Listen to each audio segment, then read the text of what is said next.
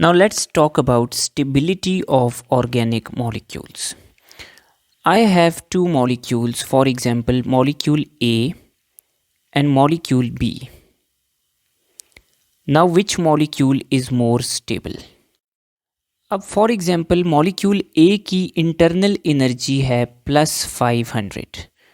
Now keep in mind internal energy can never be measured, but ये हम expected values या ख़ुद से अंदाज़ा लगा के कुछ वैल्यूज़ ले रहे हैं. जबकि बी की इंटरनल एनर्जी है 800. नाउ अगर हम ए और बी को कंपेयर करें तो बी की एनर्जी ज़्यादा है और ए की एनर्जी कम है. सो स्टेबल कौन सा मॉलिक्यूल होगा? सो जिस मॉलिक्यूल की एनर्जी कम होगी it will be more stable compare to the one with higher energy.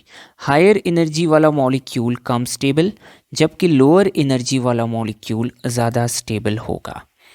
लेकिन the issue is that we can not measure the energy of any molecule. हम ऑर्गेनिक केमिस्ट्री में या फिज़िकल केमिस्ट्री में, किसी भी केमिस्ट्री में मॉलिक्यूल की internal energy को मेजर नहीं कर सकते. तो हम कैसे अंदाज़ा लगाएं कि कौन सा मॉलिक्यूल ज़्यादा स्टेबल है?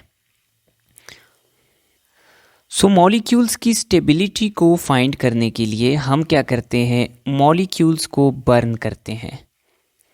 हम मॉलिक्यूल्स को बर्न करके इनकी हीट ऑफ कंबस्शन को मेजर करते हैं.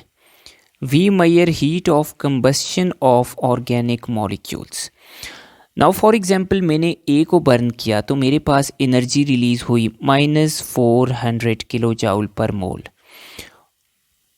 और मैंने बी को बर्न किया तो मेरे पास एनर्जी रिलीज़ हुई -600 किलो जाउल्स पर मोल.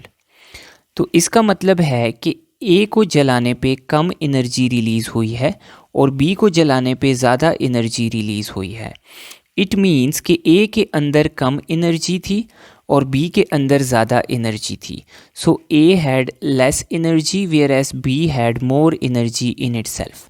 सो ए मेरे पास ज़्यादा स्टेबल था और बी मेरे पास लेस स्टेबल था.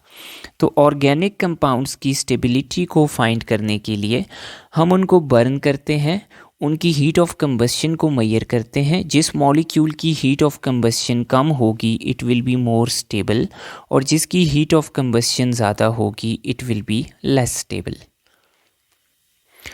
Now there is another way to measure the stability of molecules of those compounds जिनमें हमारे पास डबल बॉन्ड मौजूद है. तो ऐसे कंपाउंड्स जिनमें अनसेचुरेशन मौजूद है, उनकी स्टेबिलिटी को मेजर करने के लिए हम उनके डबल बॉन्ड के ऊपर हाइड्रोजन को ऐड करते हैं और हीट ऑफ हाइड्रोजिनेशन को मेजर करते हैं. सो अनसेचुरेटेड कंपाउंड्स की स्टेबिलिटी को हम हीट ऑफ हाइड्रोजिनेशन के थ्रू डिटरमिन करते हैं. नाउ नॉर्मली अगर हम एक पाई बॉन्ड के ऊपर हाइड्रोजन को ऐड करें, so if we add hydrogen over 1 pi bond, तो हमारे पास जो नॉर्मली एनर्जी रिलीज़ होती है that is -120 kilo joule per मोल. अगर कोई डबल बॉन्डेड कंपाउंड इससे कम एनर्जी रिलीज़ कर रहा है, सो इसका मतलब है कि ये डबल बॉन्डेड कंपाउंड ज़्यादा स्टेबल है. फॉर एग्ज़ाम्पल अगर मैं बेंजीन की बात करूं, तो बेंजीन के एक्सपेक्टेड स्ट्रक्चर में 3 डबल बॉन्ड्स हैं. सो इसको रिलीज़ करनी चाहिए 3 × 120 that is equal to 360 kilo joule per mole. सो इसमें 3 डबल बॉन्ड्स हैं, तो हाइड्रोजिनेशन के ऊपर इसके अंदर से 360 किलो जाउल पर मोल एनर्जी रिलीज़ होनी चाहिए.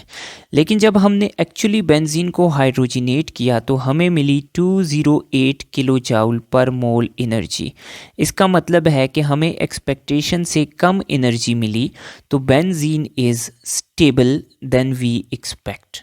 सो यूँ हम स्टेबिलिटी को कंपेयर करते हैं in unsaturated molecules by using the heat of hydrogenation values.